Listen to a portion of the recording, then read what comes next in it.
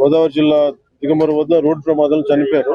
ఆయన సతీమణి, ఆయన పాప కూడా ఉంటే వాళ్ళు తప్పించుకోగలిగారు, కానీ గాయాలతోటి పాపం ఆయన దురదృష్టవశాత్తు మరణించారు.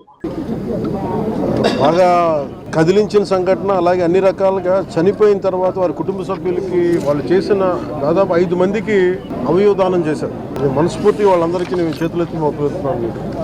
ఇది చాలా అరుదుగా చనిపోయిన పుట్టెడు దుఃఖాన్ని గుండెల్లో పెట్టుకొని కూడా అవయవదానం చేసినందుకు వారి కుటుంబానికి, ముఖ్యంగా వారి సతీమణికి, వారి అబ్బాయికి మనస్ఫూర్తిగా నా ధన్యవాదాలు, అభినందనలు ధన్యవాదాలు తెలియజేస్తా ఉన్నాను.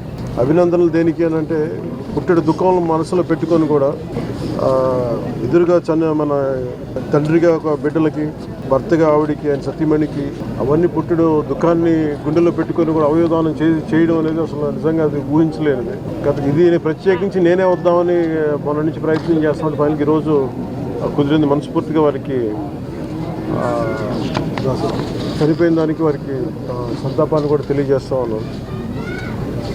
అలాగే హైదరాబాద్లో అకౌంటెంట్గా ఉద్యోగం చేస్తూ కుటుంబం కోసం మళ్ళీ ఇక్కడికి వచ్చి ఇక్కడ స్థిరపడినందుకు ప్రభుత్వం తరఫు నుంచి కూడా మేము ఆదుకుంటామని తెలియజేస్తున్నాం.